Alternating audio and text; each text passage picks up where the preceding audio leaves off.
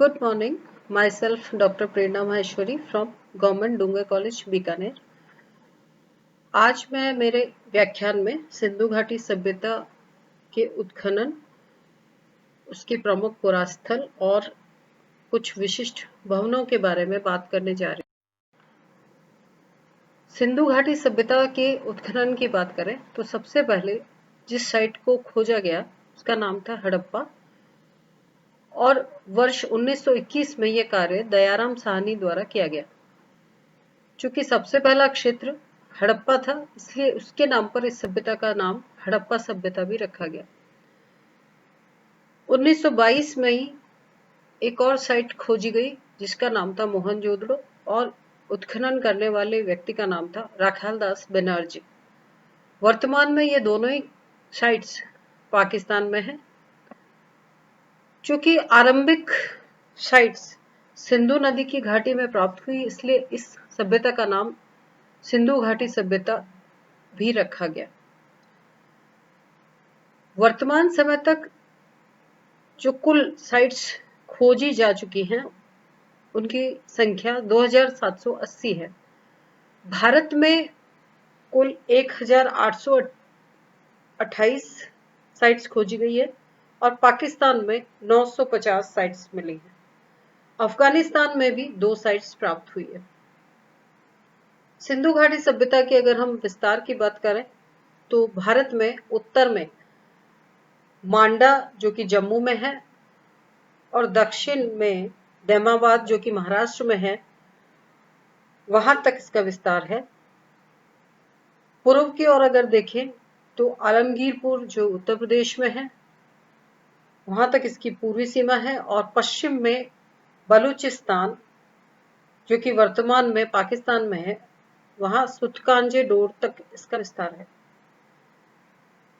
इसकी सीमाएं अगर देखें तो पश्चिम से पूर्व तक 1600 किलोमीटर तक और उत्तर से दक्षिण 1400 किलोमीटर तक इसकी सीमाएं हैं। यदि हम इसका भौगोलिक विस्तार देखें तो ये कुल मिलाकर 15 लाख वर्ग किलोमीटर तक है। सिंधु घाटी सभ्यता के जो मेन साइट्स हैं उसमें सबसे पहला नाम आता है हड़प्पा का, क्योंकि इसे सबसे पहले खोजा गया था। हड़प्पा पाकिस्तान के पंजाब प्रांत में साहिवाल जिले में और रावी नदी के तट पर स्थित है। हड़प्पा से 2 टीले प्राप्त हुए थे, पश्चिम में दुर्ग टीला और पूर्व में नगर टीला। यहां से जो अन्य सामग्री उत्खनन में प्राप्त हुई उनमें विशेष उल्लेखनीय है अन्नागार, कुछ वृत्ताकार चबूतरे, श्रमिकों के आवास, कुछ मोहरे और एक कब्रिस्तान भी प्राप्त हुआ। दूसरी महत्वपूर्ण साइट है मोहनजोदड़ो। मोहनजोदड़ो का शाब्दिक अर्थ है मुर्दों का टीला और ये पाकिस्तान के सिंध प्रांत में लरकाना में सिंधु नदी पर स्थित है। यहां से भी 2 टीले प्राप्त हुए, दुर्ग टीला और नगर टीला। दुर्ग टीला से मोहनजोदड़ो के विशाल स्नानागार की प्राप्ति हुई। इसके अतिरिक्त यहाँ से अन्नागार भी मिला है, सभा भवन प्राप्त हुआ है और पुरोहित आवास भी मिला है। एक और महत्वपूर्ण साइट जो भारत में ही है, लोथल।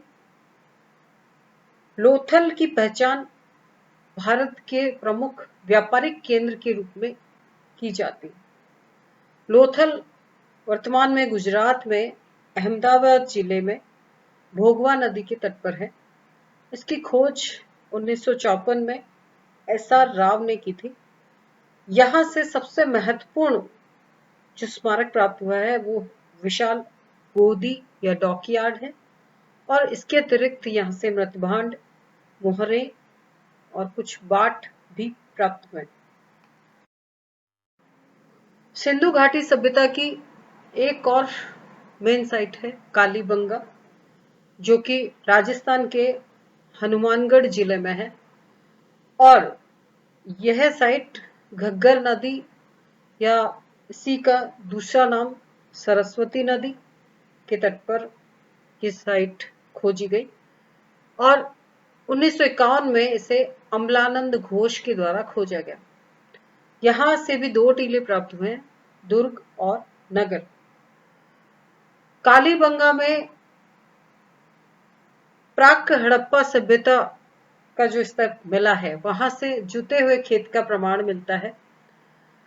एक और खास बात है कि कालीबंगा से ही एक मृदभांड पर एक लेख मिलता है, जिससे यह स्पष्ट होता है कि हड़प्पा लिपि दाएं से बाएं लिखी जाती थी। हालांकि हड़प्पा लिपि को अभी तक पढ़ा नहीं जा सका है। कालीबंगा से कुछ अग्नि वेदिकाएं भी प्राप्त हुई है। एक और साइट जो कि भारत में हरियाणा के फतेहाबाद जिले से प्राप्त हुई है, उसका नाम है बनावली। इसका उत्खनन 1974 से 1977 के मध्य और बाद में 1983-84 वर्ष में हुआ था।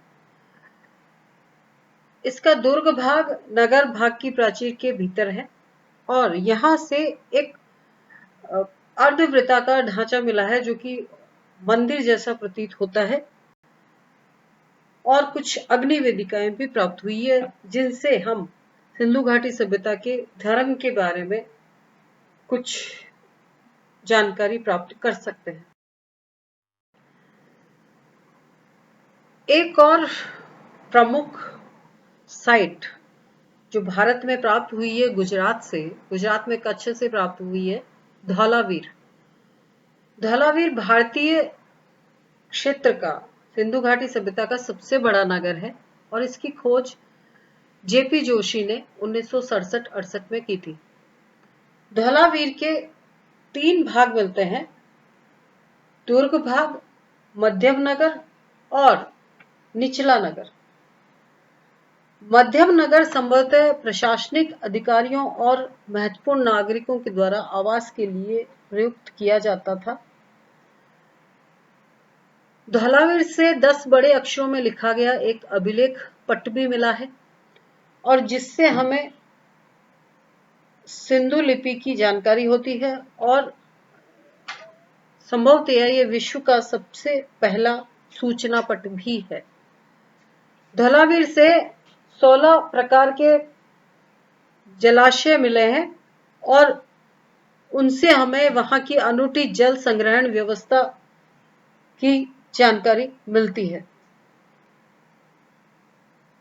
धौलावीरा की एक और बड़ी उपलब्धि है कि यहां से एक विश्व का प्राचीनतम और सबसे बड़ा स्टेडियम प्राप्त हुआ है और इसमें चारों ओर दर्शकों के बैठने के लिए सोपान बने हुए। धौलावीर से पाषाण स्तंभ के भी कई सारे उदाहरण मिले हैं। पत्थर के भव्य द्वार, वृत्ताकार स्तंभ और कई और अवशेष मिल रहे हैं, जिनसे धौलावीर के लोगों की पाषाण कला में निपुणता के संकेत मिलते हैं। यहां से पॉलिश युक्त पाषाण खंड प्राप्त हुए हैं और ये काफी बड़ी संख्या में मिले हैं। तो इससे ये भी पता चलता है कि यहाँ के जो कारीगर थे वो पत्थर पर चमक लाने की कला से परिचित थे। भारत में ही एक और साइट जो सिंधु घाटी सभ्यता की प्राप्त हुई है, वो हरियाणा में हिसार से राखीगढ़ी का उत्खनन, और ये सिंधु घाटी सभ्यता का भारतीय क्षेत्र से प्राप्त दूसरा विशालतम नगर है। इसका उत्खनन 1997 से 1999 के मध्य हुआ और यहां से दुर्ग प्राचीर, अन्नागार और अग्नि वेदिकाओं के अवशेष मिलते हैं।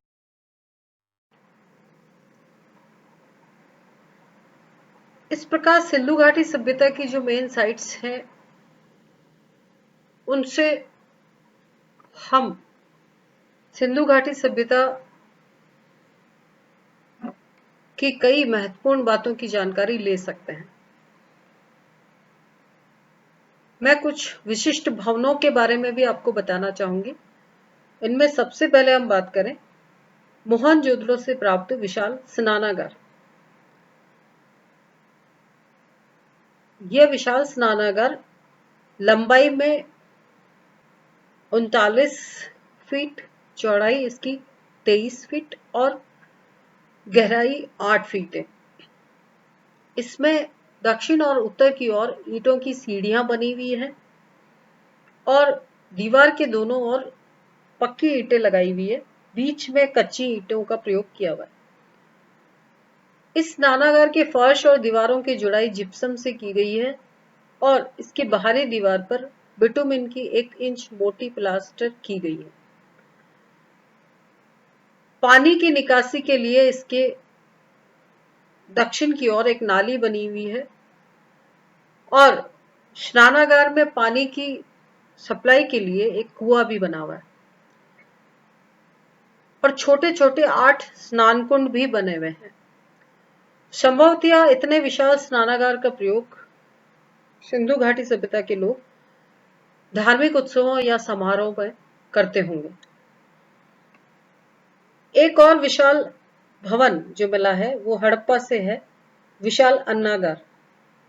यह विशाल अन्नागार कई खंडों में विभक्त था और अगर हम इसकी लंबाई चौड़ाई देखें तो 50 फीट लंबाई और 20 फीट इसकी चौड़ाई है और 6-6 की 2 पंक्तियों में ये अन्नागार, इस अन्नागार को प्रत्येक को बनाया हुआ है और संभवतः यह राजकीय अन्नागार था और इसकी सामग्री नदी मार्ग से आती होगी।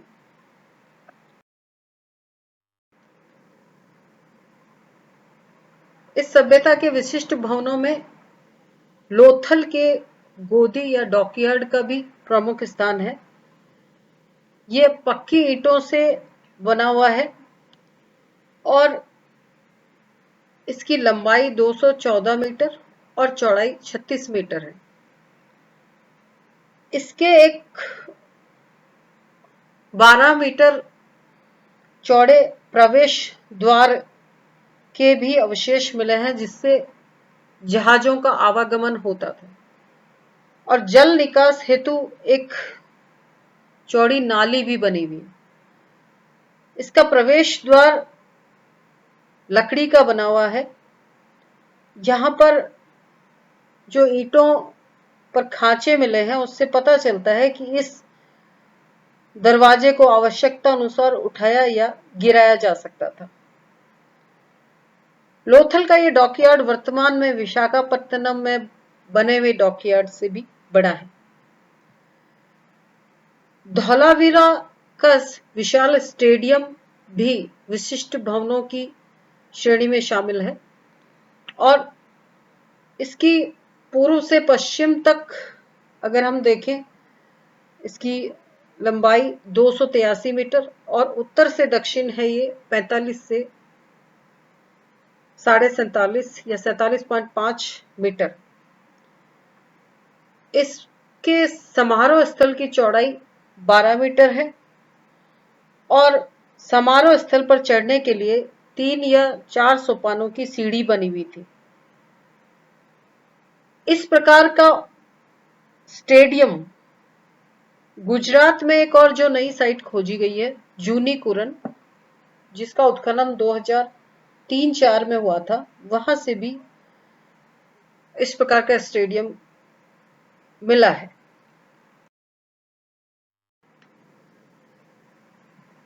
सिंधु घाटी सभ्यता के विशिष्ट भवनों में लोथल और चनुदड़ से प्राप्त मनके बनाने वालों के कारखानों का भी उल्लेख करना आवश्यक है। लोथल के दुर्ग भाग के पश्चिम में ये एक इमारत मिली है जिसमें अलग अलग साइज के 11 कमरे मिले हैं और एक बड़ा आंगन और चबूतरा प्राप्त हुआ है और 2 मिट्टी के बर्तनों में बहुमूल्य पत्थरों के अर्धनिर्मित मनके हैं और 2 बर्तनों में कच्चा माल अर्थात बहुमूल्य पत्थर प्राप्त हुआ है और लगभग 600 से अधिक मनके उत्पादन की विभिन्न अवस्थाओं में इन पात्रों से प्राप्त हुए हैं और यह भवन मनके बनाने वालों की एक बड़ी कर्मशाला की तरह प्रतीत होता है, जहां आंगन में बहुत सारे कारीगर एक साथ मिल करके बैठ करके मानकों का निर्माण करते थे।